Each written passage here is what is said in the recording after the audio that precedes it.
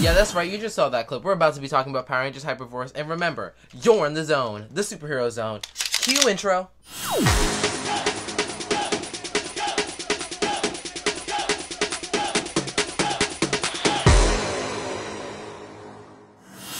Hello and welcome to Superheroes 101, where the superheroing is never done. My name's Xavier and I'll be your host. And welcome to my channel. So today we're going to be talking about one of the most underrated seasons of Power Rangers HyperForce. If you're ready, let's get right into this video. Before we do, make sure you like, subscribe, and hit that notification bell so that you get notified every time I post, go live, or premiere a video on this channel, and so that you're notified whenever cool videos drop on my channel. I post Mondays, Wednesdays, and Fridays, so keep a lookout for videos going up for the rest of this week. So yeah, guys, let's get right into this discussion about Power Rangers HyperForce, the best season of Power Rangers. So Power Rangers HyperForce, what is it? Those of you who don't know what it is probably don't know what it is because it's not in a normal live action-based series, if that makes sense. It was a live RPG or a role-playing game. Kind of think of Dungeons and Dragons but with Power Rangers, but extremely different, right? It was a tabletop RPG where they could really take control of whatever actions they wanted to do. Like anything they wanted to do, like heal somebody, you had to roll a die and then they would get that opportunity. And that's a freeing experience coming from Power Rangers, because Power Rangers has full control, and by they I mean the writers. They have full control over everything and the actors have a say in nothing. In this type of project, the actors got to say what they wanted in their character and what they didn't want in their character, and they got to develop plots for their character that weren't already previously set up by the GM or Game Master.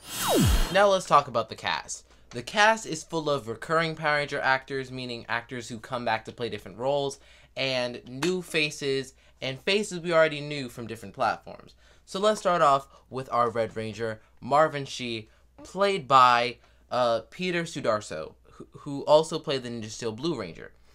And then one of my personal favorite Rangers, Eddie Banks, played by Andre, aka Black Nerd Comedy.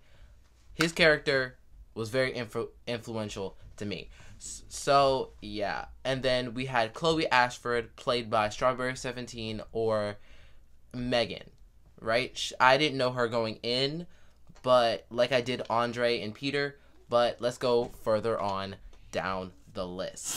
Then we had Paul Schreer, who everybody knows the most iconic character who played was Bulk from Mighty Morphin Power Rangers, and all throughout the Power Rangers franchise. He played Jack D. Thomas, the yellow HyperForce Ranger. And then we had Miss Christina V, who played the fantastic Vesper, the HyperForce Black Ranger, the first female Black Ranger, and she was so full of life and really brought an element up to the show that nobody could have been in place of or replaced.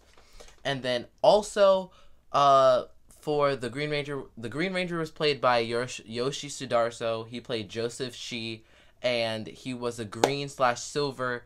He was a green HyperForce Ranger and the silver Time Force Ranger.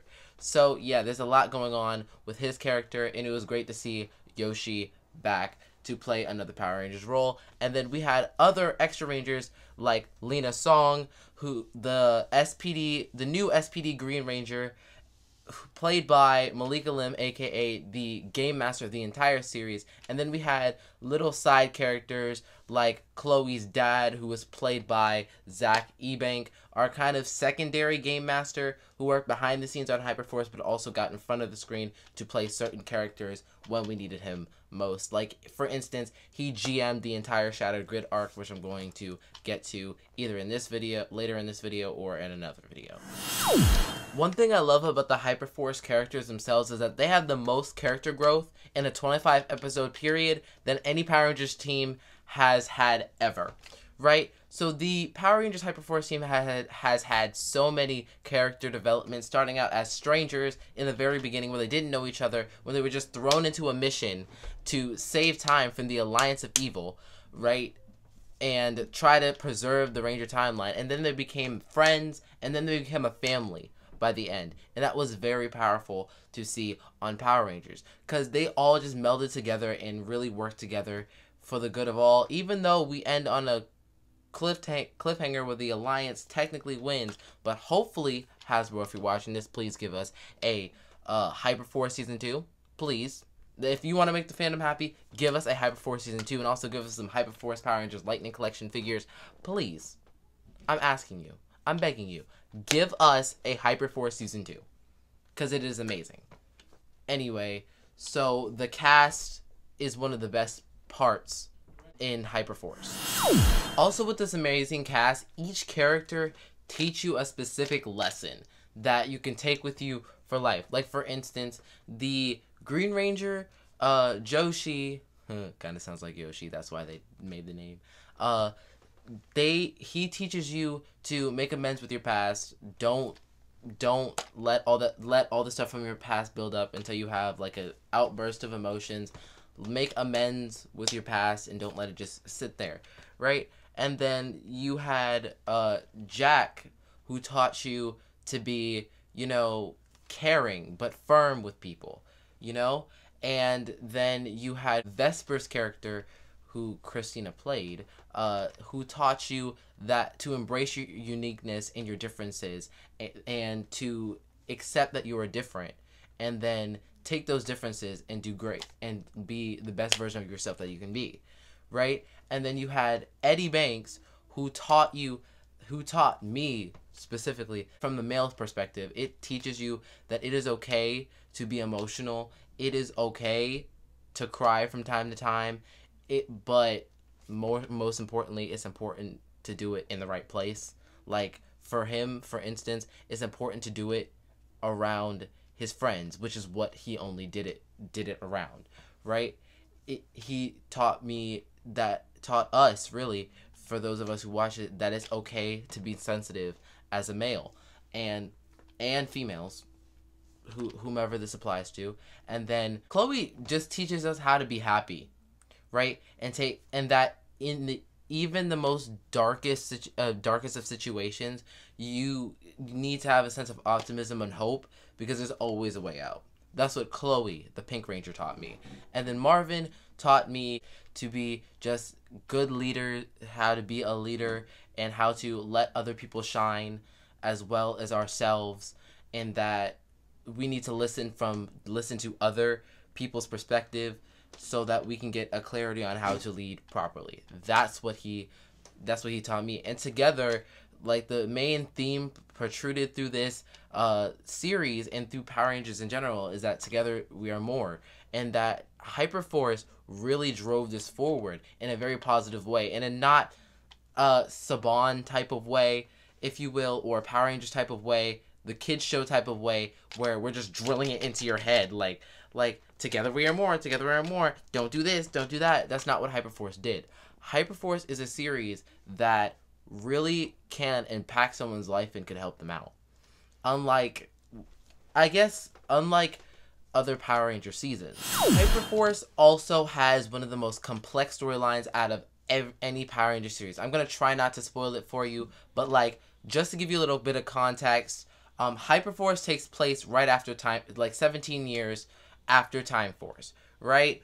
And then the HyperForce team has to go through the Hyperstream to help fix what the Alliance is breaking throughout the eternity. You might have heard the Alliance of Evil from in space. It's the same one, just in the future pretenses. So yeah, they have to stop the Alliance from breaking up the timeline and remolding time and making it go the way it's not supposed to be. They have to fix that, which I think is one cool plot twist and plot element that they added. Also in the plot, we have a bunch of cameo appearances that fit directly in the plot. Like, for instance, the Rangers would go wherever the Alliance would cause ruptures in the timeline. Like, wherever the Alliance went and caused ruptures and breaks in the timeline, whether he capture a villain or destroy a building, like, the Rangers could sense it and be there. Like, for instance, in like the 3rd episode, Karen Ashley, the second original Mighty Morphin Ranger, Yellow Ranger, made a guest appearance, and she was awesome, right? She fit directly into the storyline. We got to find more backstory on her and what she was doing around that time. And then also we go all the way to the RPM dimension, where we get to meet Gem again, the gold RPM Ranger, and we get to see from like a outside point of view how devastating the Vengex virus really was to that world in that situation. And also in that storyline, Vesper got the Vengex virus and got infected. There's a little side note. She got infected, and because of that one experience, she was able to take and make a diluted version of the Vengex virus, and she ends up using it in multiple instances during out the series without being corrupted, if that makes sense. So basically, she can use the Vengex virus since it corrupted her, and since she beat the Vengex virus, she can use it and infect other things, which comes into play later on. And then also, we had a cameo appearance from Andros at the very end, where he was at the, not dining hall of evil, but like the evil ball with Dark Spectre and all the villains, right? We got to see a fight scene with HyperForce there, destroying the Alliance leader, who turned out to be Thrax from Operation Overdrive, the son of Rita and Lord Zed. And we got to see his story progress until he ultimately got destroyed in that same episode. And then we find out who the real Alliance leader is, but I won't spoil that for you. You're gonna have to go watch it yourself. But yeah, we got to see plot lines from every single Power Rangers series play a big part. Even the Power Rangers even met with Orion in the legendary battle from Super Megaforce. They were there. Even though you're probably not going to see them on screen, they were there. They were in the legendary battle.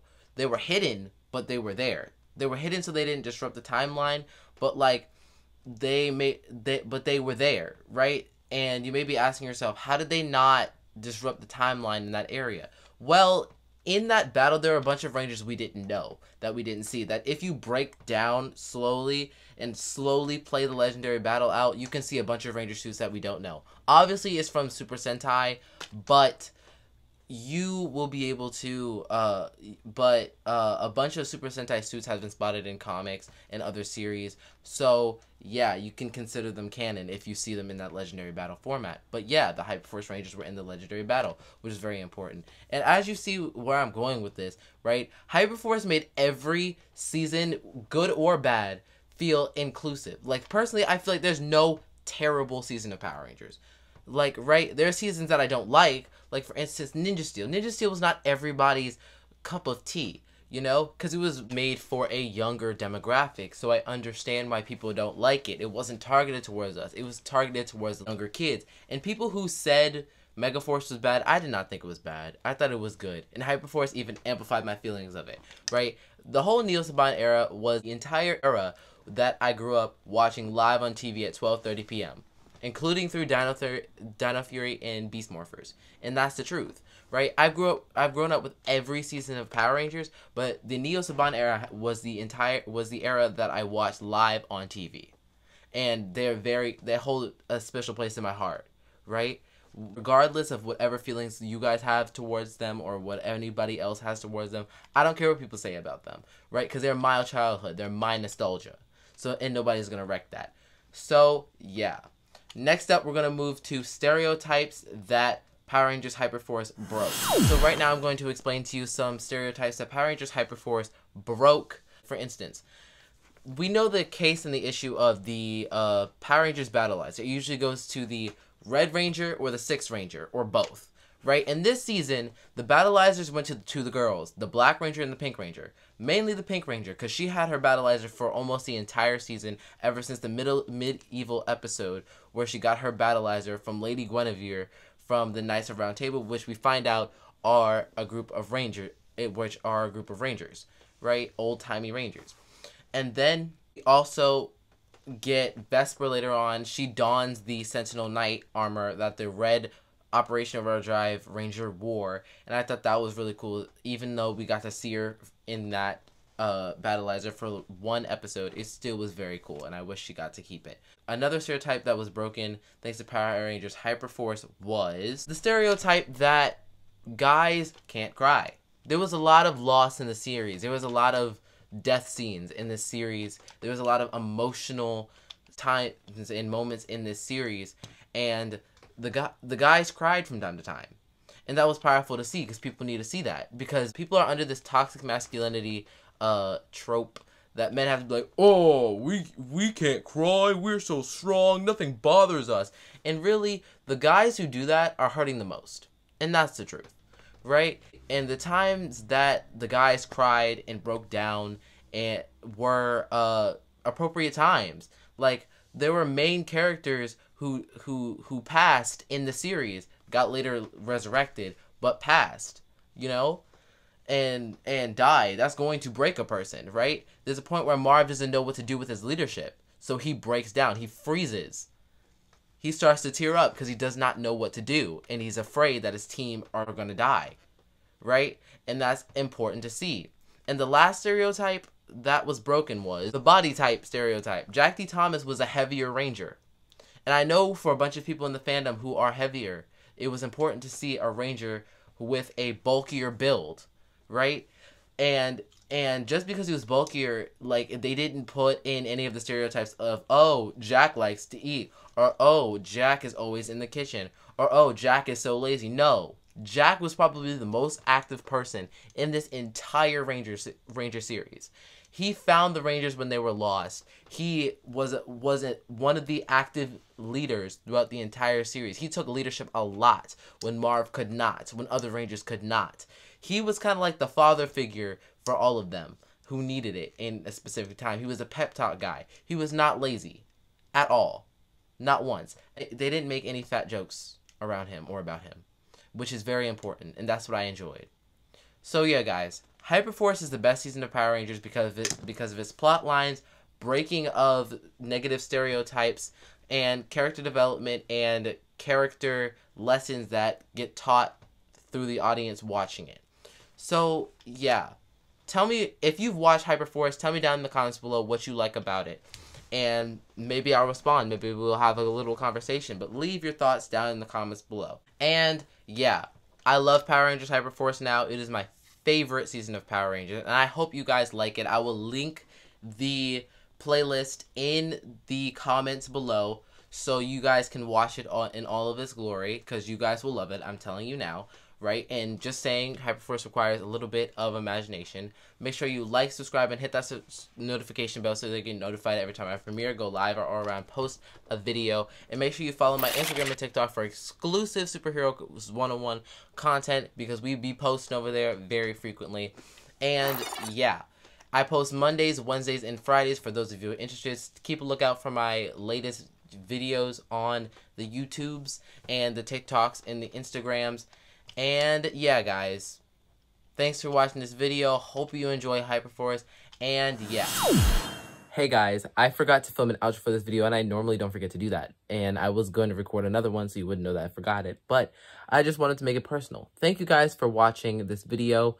And make sure you leave a comment below. Tell me your favorite part of HyperForce and if you're excited to watch it or not. And yeah, guys, make sure you like, subscribe, and hit that notification. And hit that notification bell so you get notified every time I upload, premiere, or go live on this channel. So yeah, you guys, if you want more content from me, you're gonna have to wait to my next video. And remember, yippee-ki-yay, let's ride. I couldn't really slide, so.